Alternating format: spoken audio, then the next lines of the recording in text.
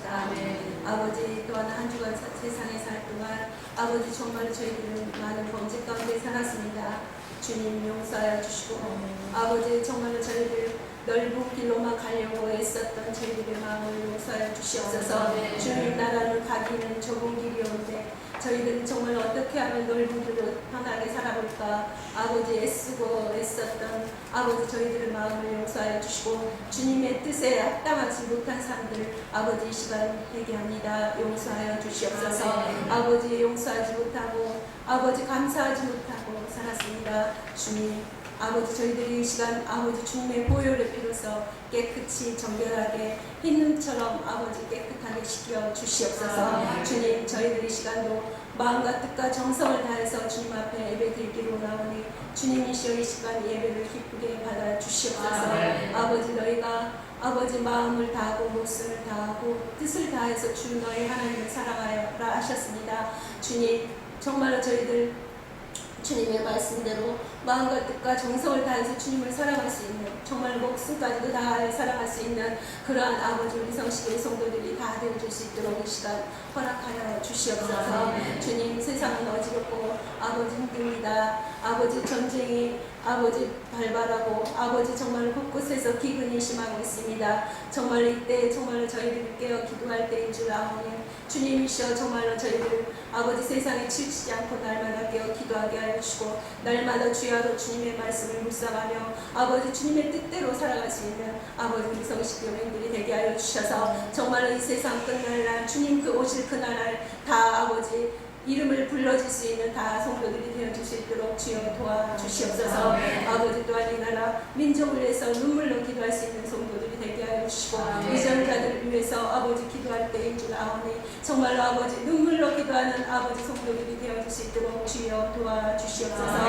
이 시간도 간절히 바라기는 우리 아버지 기아 목사님 아버지 오늘도 기아 아버지 말씀 들고 아버지 단위에 세우셨사오니 감사합니다. 아버지 정말로 주님 그 말씀 아버지 입술에 선포될 때마다 우리 집 역사하시고 성령의 두루마기를 입혀 주시옵소서. 성령의 기름을 넘치도록 부어서 사용하시니 주여 진실로 감사합니다. 아버지 그 말씀 한 구절 한 구절이 저희들 심령 골수를 쪼개고도 남는 말씀이 되어줄 수 있도록 도와주시고 아버지 정말로 인간의 말로 받아들이지 않게 하시고 진정 하나님 말씀으로 받아들일 수 있도록 주여 도와주셨소서. 그리하여 그 말씀 들고 세상에 나아가 정말로 주여 빛과 소금의 사명을 감당할 수 있도록 주여 도와주시옵소서. 죽어가는 많은 영혼들에게 주의 복음을 전하는 아버지 귀한 성시교의 성도들 다 되어줄 수 있도록 주여 인도하여 주시옵소서. 오늘도 아버지 또한 아버지 각 성도들 가지고 문제마다 다 내려놓고 주님 앞에 다 맡기고 돌아갈 수 있는 아버지 귀한 성도들이 다 되어줄 수 있도록 주여 도와주시옵소서.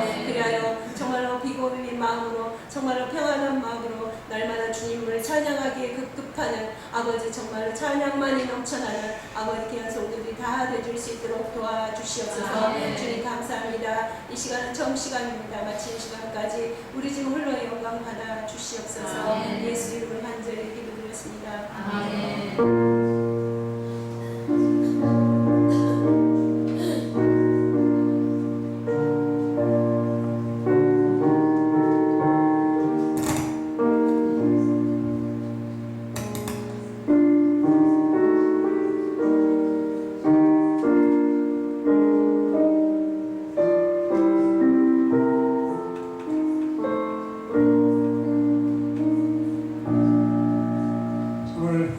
말씀은 마태복음 22장 37절부터 40절까지 말씀입니다.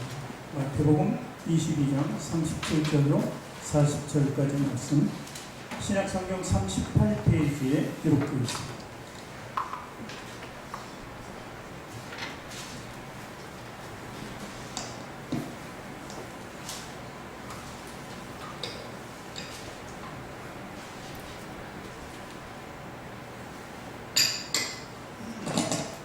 신약성경 38페이지에 기록되어 있는 마태복음 22장 37절부터 40절까지 말씀 우리 함께 읽겠습니다.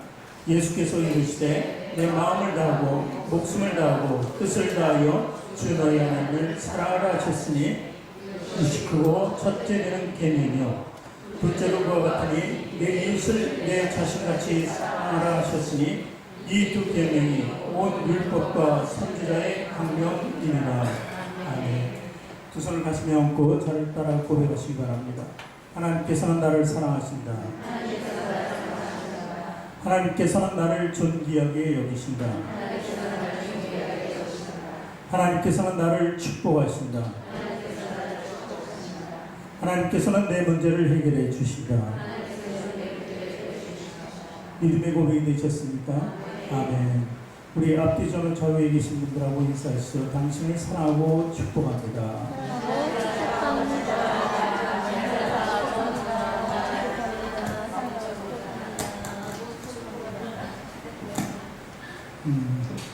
이 자리에서 사랑하고 축복한다고 아주 내 속을 다 내놓고 이렇게 한 거죠. 지금 마음을 더해서 전부를 다해서 사랑한다고 하죠. 그런데 사실 우리가 하나님을 믿고 예수 그리스도를 통해서 구원받았다고 하지만 가장 어려운 일이 두 가지 있습니다. 가장 어려운 일이 사실은 하나님 사랑하는 일이에요. 또 두 번째로 어려운 일은 이웃을 사랑하는 일. 오늘 계명을 주셨는데 이 두 가지 계명인데 사실 우리 말로 듣고 이 정도는 뭐 하겠지 이렇게 생각합니다. 그런데 사실 굉장히 어렵습니다. 왜냐하면 하나님을 사랑하는 데는 우리 순종이 필요합니다. 순종이 없이는 하나님을 사랑하는 그 표를 보일 수가 없어요. 그런데 우리는 어떻습니까? 우리는 본래 죄인이기 때문에 죄를 잊고 태어나기 때문에 순종에는 반드시 거역하는 그 삶이 계속 주어졌던 거예요. 그러니까 거기서 탈피해서 새롭게 되어서 순종하려니까 상당히 힘든 거예요. 그러니까 때로는 우리가 순종한다고 하지만 선택적인 순종을 하는 것이죠. 선택적인 순종은 누구나 다 할 수 있습니다.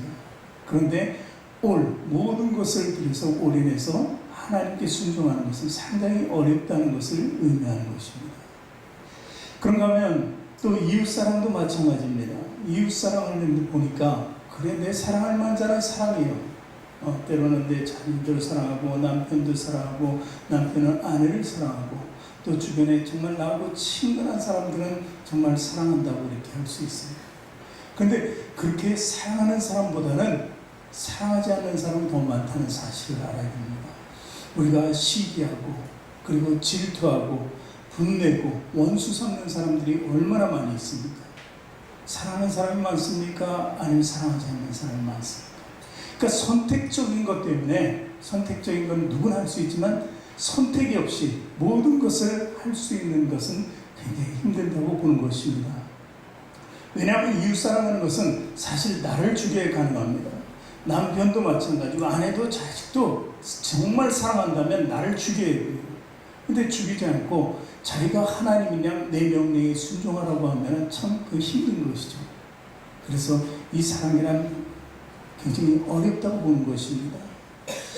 그렇다면 이렇게 우리 인간으로서는 이 두 가지 사랑을 하기 굉장히 어려운데 그럼 여기서 우리가 하나님을 사랑해야 될 이유, 이웃을 사랑해야 될 이유를 한번 정확하게 찾아보자는 거예요.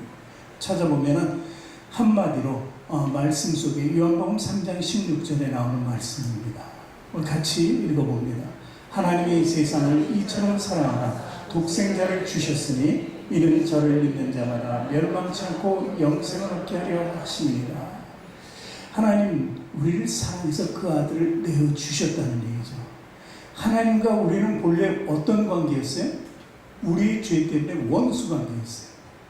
죄가 있으니까 원수 관계가 됐던 거예요. 그런데 이제 원수인데도 불구하고 하나님이 그저 사랑하는 것이 아니라 독생자를 내어주시기까지 이 주셨다는 얘기는 우리는 성경을 통해서 알지만 십자가에서 죽었다는 의미죠. 그래서 이 말씀 가지고 좀 부족해서 베드로가 한 말씀을 통해서 한번 우리 더 조금 자세히 알아보죠. 베드로전서 2장 23절부터 25절을 같이 읽어봅니다. 욕을 받으시되 대신 욕하지 아니하시고 고난을 받으시되 미혹하지 아니하시고 오직 공의로 심판하시는 자에게 부탁하시며 친히 나무에 달려 그 몸으로 우리 죄를 담당하셨으니 이는 우리로 죄에 대하여 죽고 의에 대하여 살게 하려 하십니다. 저와 채찍이 맞음으로 너희는 나음을 얻었나니 너희가 전에는 양과 같이 길을 잃었더니 이제는 너희 영혼의 목자와 감독 되신 이에게 돌아왔느니라. 여기서 예수님을 어떻게 표현합니까? 십자가에 죽으신 의를 위해서, 누구를 위해서? 우리에게 의를 주시기 위해서, 우리 영생의 삶을 주시기 위해서 예수님께서는 모든 고난과 십자가의 죽음의 길을 택하실 수밖에 없었고, 그것은 다른 분의 뜻이 아니라 바로 아버지 하나님의 뜻이었다는 것을 이야기합니다. 그렇다면 여러분, 이런 사랑을 받아보셨습니까? 하나님의 사랑을 받아보셨어요? 예수님의 은혜의 사랑을 받아보셨어요? 받아보셨다고 인정하면 우리는 입술로 신하고 구원을 받는 거예요. 하나님의 사랑이 원수인 우리에게까지 미쳐서 우리를 구원해 주신 그 사랑을 우리는 지금 받고 있는 거예요. 받아보셨습니까? 하면 다 예스라고, 아멘이라고, 할렐루야라고 이렇게 답해야 되는 것입니다. 그런데 여기서 가장 중요한 단어가 또 하나 나오는데, 그것은 희생입니다. 희생이 없이는 사랑이 이루어지지 않는다는 것을 의미하는 것이죠. 죽기까지 나를 사랑했다. 그래서 죽기까지라는 것은 모든 것을 다 내어주는 큰 사랑이라는 것입니다. 그렇다면 이제 사랑할 이유가 생겼습니다. 우리조차도 하나님 사랑하기 힘들고 이웃 사랑하기 힘들어요. 원수까지 사랑한다는 건 정말 말도 안 되는 것 같아요. 그런데도 하나님께서는 원수인 우리를 사랑해 줬으니까 우리가 그 이유, 그렇게 답이 생긴 거예요. 그러므로 이제는 죽기까지 사랑한 그분을 위해서 그럼 나는 과연 무엇을 해야 될까? 한번 생각해 봐야 돼요. 그것을 생각하고 그 실천적인 믿음을 가지고 나갈 때 지성적인 신앙이라고 할 수 있는 것입니다. 성경은요, 이 성경 한 권이 바로 독자인 저와 여러분에게 가장 큰 것을 제시하는 게 뭐냐? 목적이 뭐냐? 성경 바로 사랑이라는 것입니다. 뒤에 가면 왜 성경이 사랑인지 또 알 수 있게 될 것입니다. 오늘 두 가지 관점에서 저는 그 사랑을 보기를 원합니다. 우리가 읽으신 말씀이죠. 첫 번째는 인간을 사랑해서, 사람을 사랑해서 정말 죽기까지 사랑해 주신 그 하나님, 그 하나님을 반드시 사랑해야 된다고 예수님께서 말씀하신 거예요. 여러분, 사실 구약에서 십계명을 받을 때, 지금 두 가지로 계명을 예수님께서 정리해 주셨지만 십계명을 받을 때는 굉장히 두려운 마음으로 받았어요. 시내산에 올라가서 40일 만에 모세가 받은 게 아주 두려운 마음으로, 하나님 우레와 천둥과 같은 나팔 같은 그 소리, 그 연기가 가득한 임재 가운데서 정말 받은 것이죠. 그랬는데 그 십계명이 하나님의 임재를 뜻했어요. 그런데 오늘 내어주는 두 계명은 사실 그런 두려운 마음으로 받는 것이 아니라 우리 안에 가벼운 마음, 정말 진실된 마음, 사랑의 마음으로 받을 수 있는 단어가 아니겠습니까? 10가지 십계명은 하나하나 읽을 때마다 정말 두려운 마음, 거룩한 마음으로 읽어야 돼요. 근데 이 두 가지 계명은 우리에게 들어올 때 참으로 우리 마음에 평안함을 가질 수 있게, 마음이 굳어진 마음이 녹는 것 같은 마음을 가질 수 있는 것이 예수님께서 주신 계명이에요. 그러니까 주님께서는 그 계명을 완성시키고 율법을 완성시키는 것은 바로 이런 것이었습니다. 두려움을 가지고 공포 속에서 살아가는 저들을 보려고 하는 것이 아니라 그 계명을 통해서 자신을 알아보고 하나님과 원수되었다는 것을 깨닫고, 그리고 예수님을 통해서 이제 완벽한 사랑 안에서 주님의 자녀가 되는 길을 열어주신 것이죠. 그것이 바로 오늘 계명의 뜻입니다.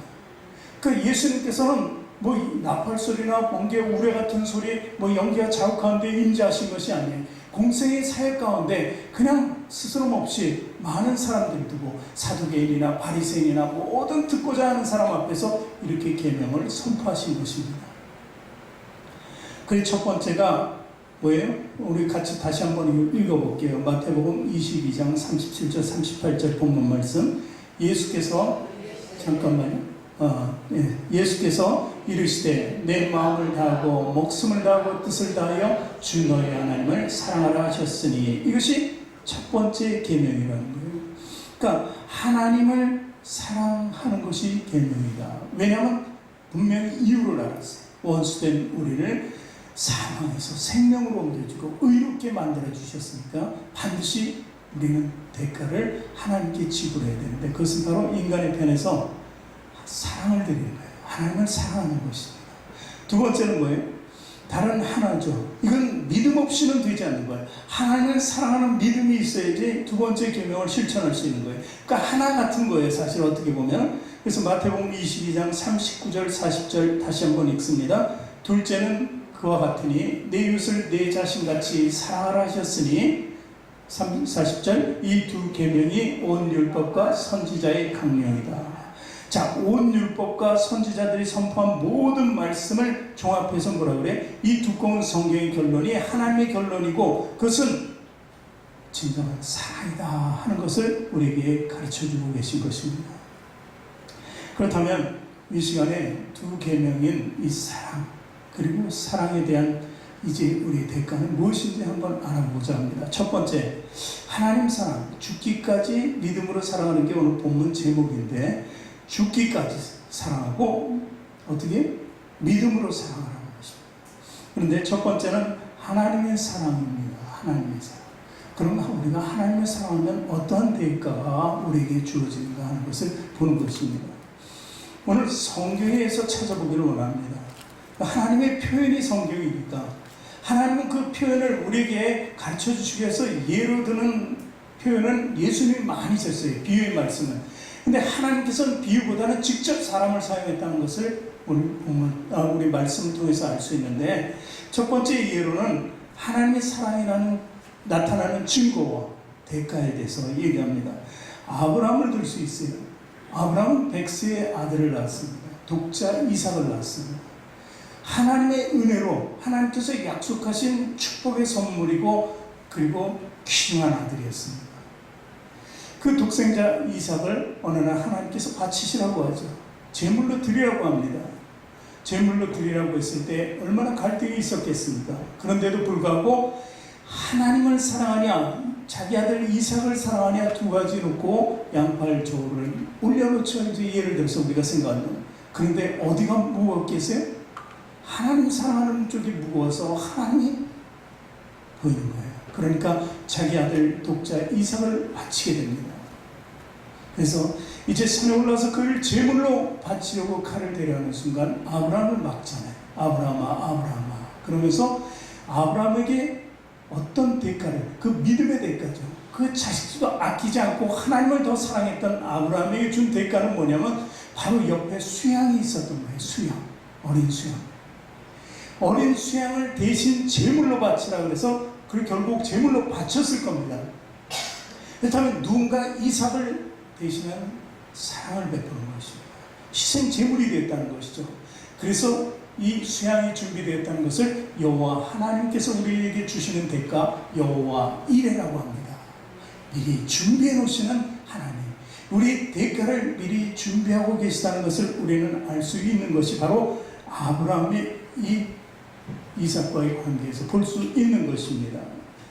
그러니 그리고 나서 하나님께서는 아브라함에게 이제 복을 약속하십니다. 같이 읽어볼까요? 창세기 22장 17절 18절 내가 너에게 큰 복을 주고 너희 씨가 크게 번성하여 하늘의 별과 같이 바닷가의 모래같이 함께하리니 내 씨가 그 대적의 성문을 차지하리라. 18절에 또 내 씨로 말미암아 천하 만민이 복을 받으리니 이는 내가 나의 말을 준행하였음이라 하셨다 하니라.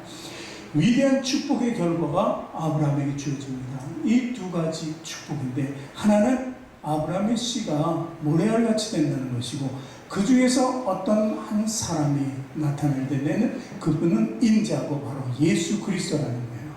예수 그리스도를 통해서 구원하실 분이 태어난 것이고 너희 씨는 그에 해당되는 구원되는 백성들로 나타날 것이라는 위대한 축복을 해주신 것입니다. 이것이 바로 하나님께서 준비하고 계셨던 거예요. 그래서 여호와 이레의 하나님. 또 우리는 사무엘을 기억할 수 있습니다. 사무엘이라는 선지자가 있었습니다. 이스라엘이 블레셋에 의해서 완전히 정복당했습니다. 정말 그때도 나라 없는 선같이 살아갔던 그들에게 희망은 하나님밖에 없어요. 하나님을 폐역하고 하나님을 떠났기 때문에 그런 상태가 됐다는 것을 이제 그들은 깨닫게 됩니다. 깨닫고 우리가 어떤 영적 각성 운동을 벌여야 되지 않나 하나님께 부르짖는데 사무엘이 선두에 나서죠. 그래서 사무엘이 선도에 나서고 미스바라는 한 지역에서 모두 모여서 우리가 하나님께 제사를 드리자 회개하고, 그래서 모든 사람들이 모입니다. 모였는데 물을 가는 자마다 물을 부어요. 그 물은 자기의 모든 것을 내놓는 거예요. 하나님 앞에 내어놓고 올라가는 그들. 그런데 올라가서 기도하고 정말 하나님 위해서 모든 것을 바치기로 작정했는데 오히려 적들이 포위하고 온갖 무기를 다 동원해서 이제 모여있을 때 다 죽여버리자고 올라오잖아요. 그때 백성들이 이렇게 외칩니다. 사무엘, 당신은 우리를 위해서 제사를 드려달라.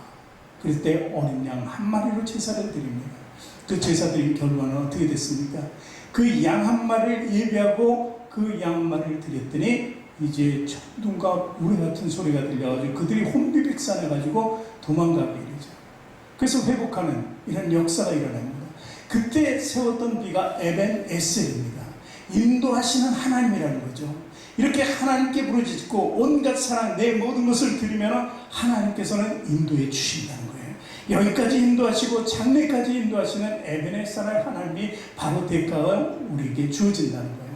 그러니까 이스라엘 나라가 회복되잖아요. 삶이 회복되는 역사가 일어난다는 것입니다. 바로 이렇게 하나님께 모든 것을 드려서 사랑할 수만 있다면 하나님께서는 그 대가를 분명히 지불해 주신다는 거예요. 또 우리는 욥을 잘 압니다. 욥은 동방의 유인, 가장 갑부였다고 합니다. 그런데 하나님과 사단이 만났습니다. 사단이 이렇게 얘기를 합니다. 하나님께서 저렇게 주는데 하나님 경외하지 않을 수가 어디 있겠습니까? 이렇게 다 없애버려, 다 뺏어버리면 그가 하나님께 원망과 불평하고 하나님을 떠날 거라고 이렇게 얘기하죠. 그래서 그래, 하나님이 그럼 네가 한번 시험해봐라. 다 뺏어가봐라. 그 대신 그의 목숨만은 절대 잃지 않게 해라. 그래서 모든 것을 뺏어가잖아요. 그렇지 않습니까? 와이프만 빼고 다 뺏어가지고 원망하는 와이프만 남겨놨으니까 더 힘든 거죠. 거기다가 몸은 몸대로 정말 병에 시달리게 되는 것입니다. 그런 가운데서도 욥은 하나님을 원망치 않았습니다. 모태에서 아무것도 적신 태어났으니 또 갈 때도 그 삶이 나의 그 삶이에요. 주신 분은 하나님이시고 가져가시는 분도 하나님인데 오히려 그분을 찬송해야 되지 않나요? 이렇게 얘기하는 욥을 볼 수 있습니다. 근데 그 욥의 해피엔딩은 어떻게 끝납니까? 욥기서 42장 10절을 우리 같이 읽어봅니다. 욥이 그의 친구들을 위하여 기도할 때 여호와께서 욥의 공경을 돌이키시고 여호와께서 욥에게 이전 모든 소유보다 갑절이나 주시니라. 이렇게 어떤 상황 속에도 하나님을 사랑하고 하나님을 찬양하고 오늘 친구들을 위해서 기도했다고 그랬습니다. 이웃들을 위해서 나를 비난하고 조롱하는 사람들을 오히려 사랑하고 기도할 때 하나님께서 역사하신 거예요. 갑절이나 주셨다는 거예요. 이 결과는 어떻게 됐어요? 갑절이나 주셨다는 축복의 결과가 아니라 사단을 이겼다는 거예요. 사단을 이겼다, 승리했다는 거예요. 그 바로 여호와 니시의 하나님으로 우리에게 다가오신다는 거예요. 그 대가는 여러 가지로 많아요. 그리고 여러분 사자굴에 들어갔던 다니엘을 알잖아요. 당시 포로로 잡혀갔던, 나라가 멸망해서 바벨론을 포로로 잡혀갔어요. 거기서 왕 외에 다른 신에게 절하면 안 된다고 공포를 하죠. 다니엘을 일부러 늘 하나님께 예배하는 그를 보고 시기한 사람들이 그렇게 결정하고 조서를 내립니다. 그런데도 다니엘은 항상 한 3번 하나님께 기도하고 예배를 드리는 거예요. 결국 잡혀가잖아요. 그것이 저들의 목적이었으니까 잡혀가서 사자굴에 넣는데 사자는 고양이가 되고 그리고 다니엘은 나오고 왕이 하나님을 찬양하게 되죠. 그리고 오히려 사자굴에 넣으려고 했던 사람들이 사자갑이 되는 이런 역사가 일어나잖아요. 그럴 때 사자굴에 들어갔으면 사자가 있었을 거예요. 근데 다니엘이 손끝 하나 다치지 않았던 것은 그 누군가 같이 있었다는 거예요. 누가 같이 있었을까요? 하나님의 사자가 같이 있었죠. 다니엘의 세 친구도 마찬가지 이런 경우를 당합니다. 그들은 풀목불에 들어가요. 그런데 셋이 들어갔는데 바깥에서 보니까 하나가 더 있다고 이렇게 기록하지 않습니까? 누군가 같이 있었다는 거예요. 누가 있었을까요? 평강의 하나님이 계셨어요. 여호와 샬롬이. 그러니까 그 상태에서도 평강을 유지했어요. 그들이 오히려 그 속에 들어가서 괴롭다, 걱정이나 근심이나 두려움 기색이 없이 하나님을 찬미하는 그 모습을 볼 때 누가 이것을 보고 정말 이적이야, 하나님의 큰 이적이라고 하지 않을 수가 있겠습니까? 이런 모든 것들이 하나님께 전적으로 마음을 드리는 사람이 나타나는 대가예요.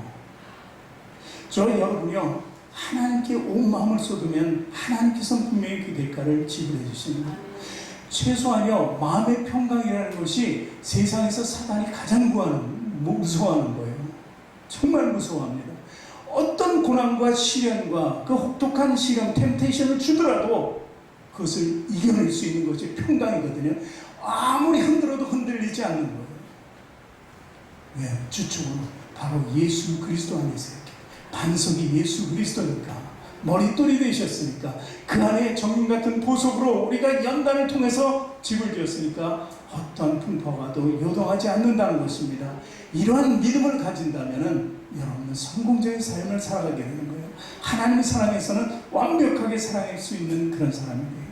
꼭 대가만을 기대해서 하는 것은 아닙니다. 이미 우리는 대가를 받았기 때문에 그것은 뭐예요? 생명이잖아요. 생명. 사망에서 생명으로 옮겨져서 그보다 더 위대한 대가는 없어요. 그러나 다른 부수적인 것도 하나님께서 다 챙겨주시기 때문에 오늘 여호와 이레 하나님, 에베네셀 하나님, 여호와 또 여호와 니시 하나님, 여호와 샬롬 하나님, 함께 하시니까 임마누엘 하나님, 또 뭐예요? 우리를 치유하시니까 여호와 라파 하나님으로 계속 우리에게 다가오시는 거예요. 여호와 라파 하나님, 애굽에서 종살이했잖아요. 이스라엘 백성들이. 그들을 건지기 위해서 다른 모든 사람들이, 애굽 사람들에게 질병을 주었지만 너희들에게 질병을 허락하지 않는다. 여호와 라파 하나님이다. 나는 이렇게 말씀하셨던 거예요.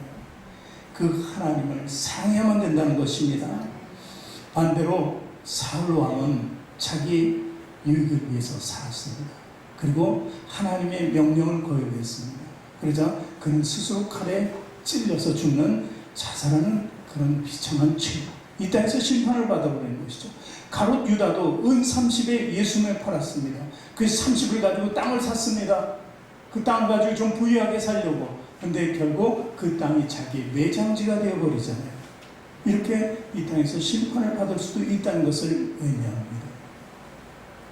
또한 두 번째, 이웃사랑을 봅니다. 이웃사랑. 이웃사랑은 믿음이 없이는 절대 사랑할 수가 없죠. 제가 서두에 얘기했죠. 시기, 질투, 분냄, 원수 이런 것 때문에 절대 사랑할 수 없는 사람들이 더 많은 거예요. 사랑하는 사람보다. 근데 우리가 사실 이웃 중에서 잘해주는 사람이 있잖아요. 그건 사랑이 아니에요. 어떻게 보면. 그건 뭐예요? 친해지는 거예요. 그냥 친해지는 거예요. 진정한 사랑은 아니에요. 언제 어떻게 변할지 모르니까 늘 조심해요. 사실 그러면서 내 것을 다 내어줄 수 있는 사랑을 주기는 어렵다는 것이죠. 남편에게도 마찬가지고 아내에게도 마찬가지고. 근데 자식은 거의 다 주는 것 같아요. 그죠? 그런데 그런 자식을 그런 하나님의 아들 예수 그리스도를 우리를 내어주신 거예요. 내가 대신 죽어도 내 아들은, 내 자녀는 내어주지 못하는 것이 인간의 산돌이, 인간의 생각이에요. 그런데도 불구하고 하나님은 다 주셨다는 거예요. 그 믿음이 있으면은 이제 이웃을 사랑할 수 있게 된다는 거예요. 우리는 이웃을 보고 마음에 들지 않는 사람, 내게 정말 다가와서 내게 원망불평하고 나를 시기하고 나에게 원수 삼는 사람이 있으면은 이 귀신, 이 사단, 원수 막 이렇게 얘기하면서 막 떠나갈 것을 얘기합니다. 근데 사실 이단 같은 경우에는 이런 표현을 써도 됩니다. 그런데 그렇지 않은 사람들한테 그런 단어를 쓰면 안 돼요. 왜냐하면요, 예전에 바로 우리가 그 모습이었거든요. 예전에 내가 그런 모습으로 있다가 하나님의 사랑을 받고 이제 변했는데 내가 다른 사람을 손가락질하는 것은 잘못된 거예요.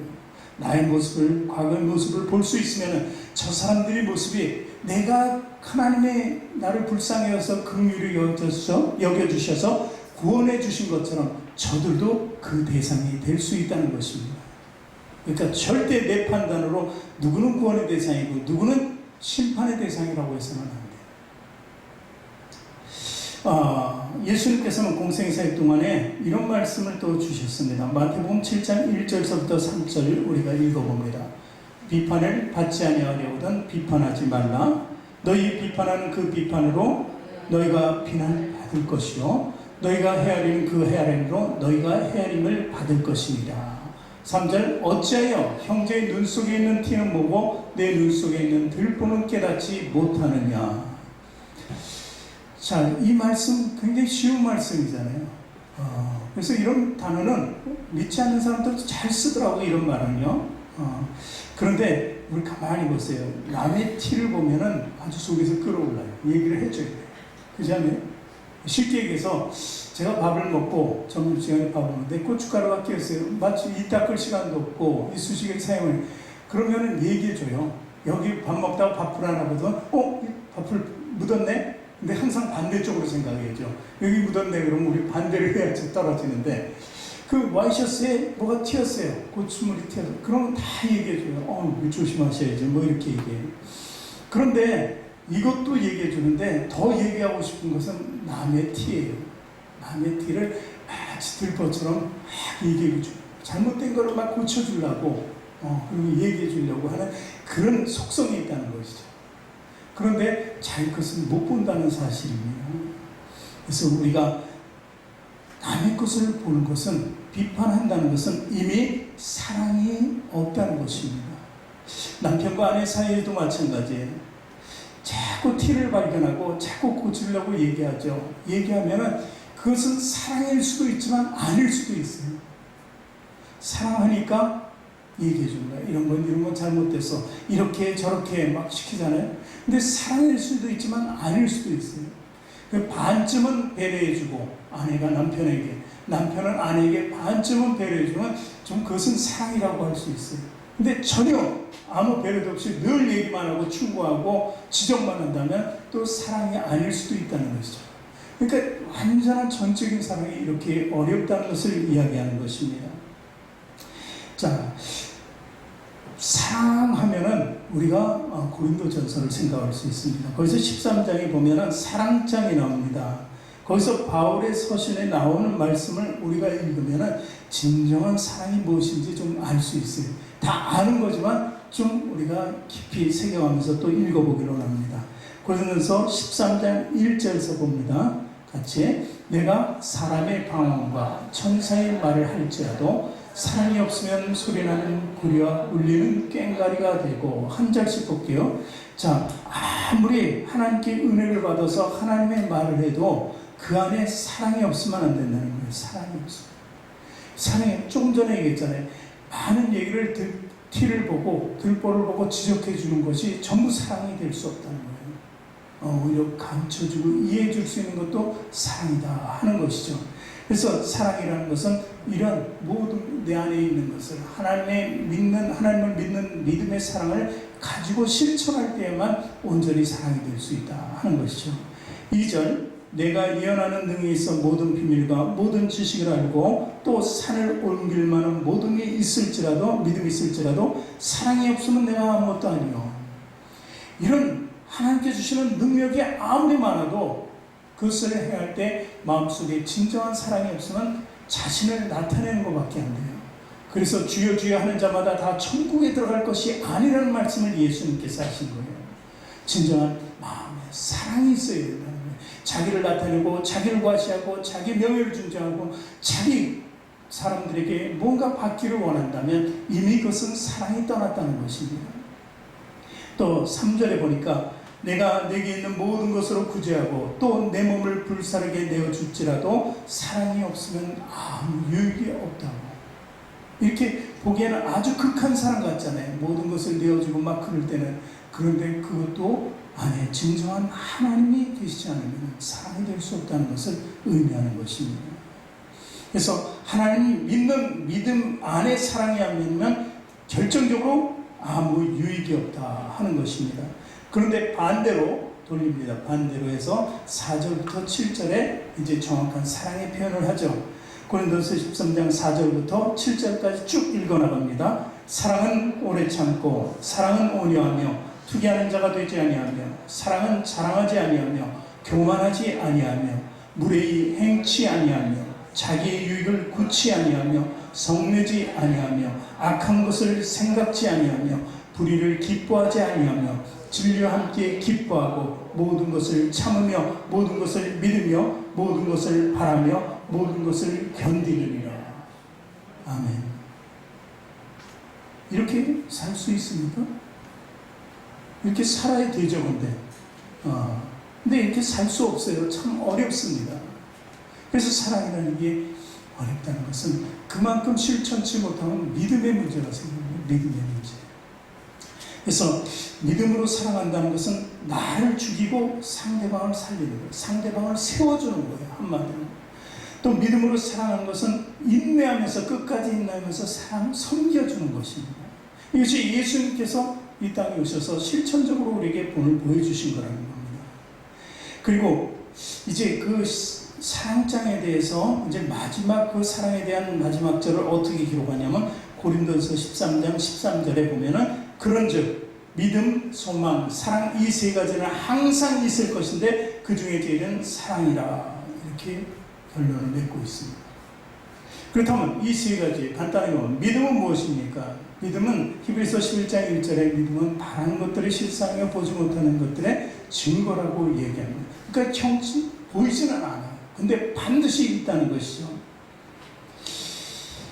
이 믿음은요, 죄인들을 위한 구속의 사역의 완성을 시킨 예수 그리스도를 믿는 거예요. 그것이 아주 간단한 믿음이에요.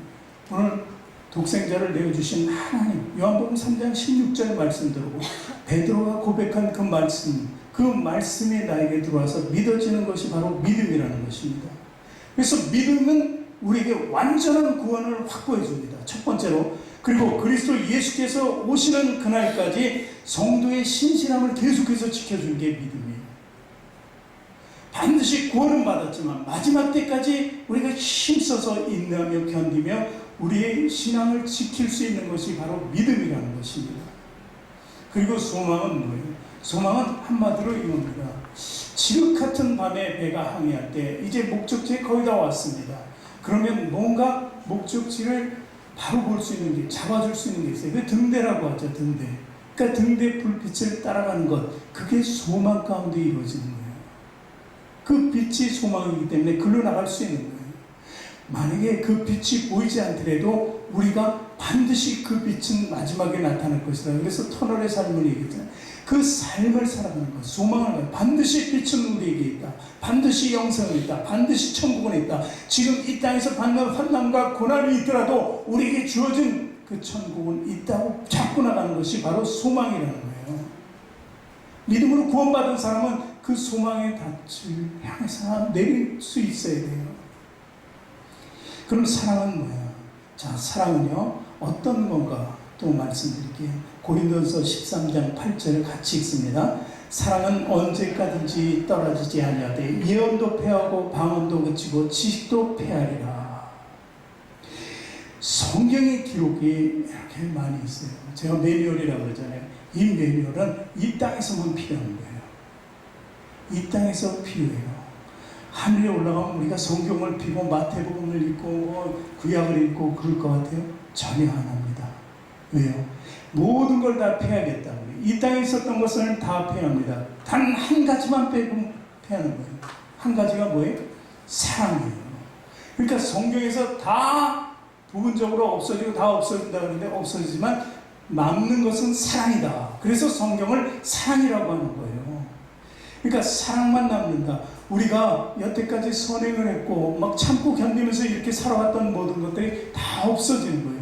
믿음도 없어져요. 믿음으로 들어갔기 때문에 그 뒤에는 믿음이라는 단어가 없어지고 소망으로 거기에 도착했기 때문에 천국에 소망도 쓰러지는 거예요. 예언도 방언도 어떤 하나님께 주시는 은사와 능력도 이 땅에서 필요해요. 여기서 병 고치는 은사가 있어요. 그럼 천국에 올라가서 내가 이 은사가 있는데 병 고친 사람 나오세요. 그럼 천국에 있어요, 없어요? 아무도 없잖아요. 아주 돈이 많은 사람이 있어요. 그래서 이 땅에서는 정말 하나님 일을 많이 했어요. 교회를 한 1000개쯤 세웠어요. 그 사람이 올라가서 내가 또 교회를 세워야 되겠다? 교회 세울 수 있습니까? 하나님의 나라의 법이에요. 이렇게 모든 것은 배지고 사랑만은 남는다고 이렇게 말씀하시죠. 오늘 그 두 계명이 예수님께서 말씀하신 계명이 그러니까 모든 것을 폐하러 왔다. 율법을 폐하러 왔다. 세우러 왔다. 그것이 바로 성경의 모든 진실된 사랑을 세우러 왔다는 것입니다. 그래서 사랑이라는 단어 외에는 예수님께서 말씀하실 게 사실 없었던 거예요.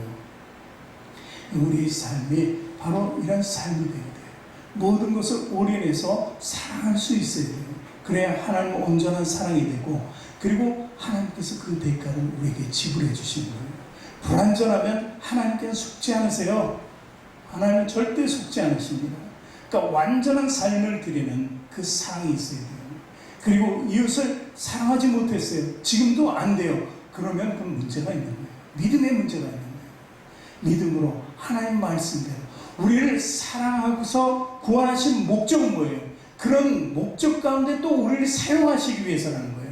그런데 우리는 구별됐다고, 저 세상 사람들과 완전히 구별됐다, 분리됐다, 내가 교회 나가고 이제 하나님 믿고 하나님을 사랑하게 됐으니까 저들과 우리는 구분이, 우리는 천국 시민이요, 저는 지옥 백성이다, 이렇게 구분해서는 안 된다는 거예요. 왜 구별을 합니까? 자기만 독립적으로? 아니죠.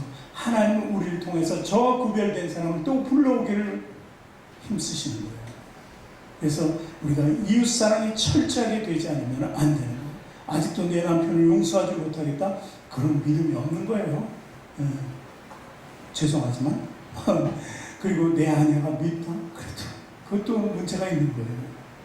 완벽하게 깨어지고 부수어지고 내어줄 수 있는 그 삶을 원하는 것이 바로 성경이고 예수님의 오늘 두 가지 계명의 말씀이라는 것을 믿으시기 바랍니다. 그러면 이 믿음대로 살면은 온전한 사랑이 이루어지는 거예요. 그 사랑이 이루어질 때 여러분은 진정한 그리스도인이 되는 거예요. 그리스도의 영과 성령의 영이 있고 하나님의 영이 있는데, 온갖 악독한 것 중에서 조금이라도 남은 것이 있다면 그것은 문제가 있어요. 완벽하진 않지만 그래도 우리가 노력을 해야 돼요. 노력을 하고 우리의 삶을 드리고 이웃을 향해서 내어줄 수 있는 그런 삶을 살아야 돼요. 우리 장희근 선교사님 필리핀 또 가시는데 참 가족들은 우선 걱정일 거예요. 가서 멀리 떨어져 있고 건강도 그렇고, 그리고 이제 사실 선교라는 게 필리핀 같은데 낙후된 집에 많은 물질도 필요해요. 이런 것도. 그러니까 저 가정은 온전히 올인하는 거예요. 선교사님에게 다 가는 거예요. 내가 직장을 다녀서 벌어서도 글로 가고 다 가는 거예요. 그러니까 이것을 사랑이라고 하는 거예요. 다 내어주는 거예요, 그냥. 인간의 모습으로는 속상하죠. 안 주고 싶고 돌아와야 돼요. 그런데 아니거든요. 그러니까 이런 사랑은 절대적인 희생을 요구하는 것이죠. 우리가 그런 사랑으로 살아가기를 원합니다. 먼저 가정 안에서 그 사랑을 완벽하게 구현합니다. 그 다음에 우리 친척과 가까운 이웃들에게 구현할 때 하나님께서는 그 믿음을 보시고 능력을 주신다는 거예요. 겨자씨만한 믿음에는 새가 깃드는 큰 나무가 되는 놀라운 축복이 있다는 것입니다. 그런 믿음이 여러분들의 삶을 완성시키를 주님들로 축원합니다. 기도하겠습니다. 하나님 감사합니다. 하나님, 오늘 예수 그리스도를 통해서 우리에게 온화한 모습으로 다가온 주님의 계명이 있습니다. 이 계명이 온화하게 다가와서 우리 안에는 가볍게 여길 것 같아도 하나님 실천하기는 너무도 어렵습니다. 그러나 주를 믿는 우리 귀한 성도들, 특별히 우리 송식의 성도들은 믿음으로 이 사랑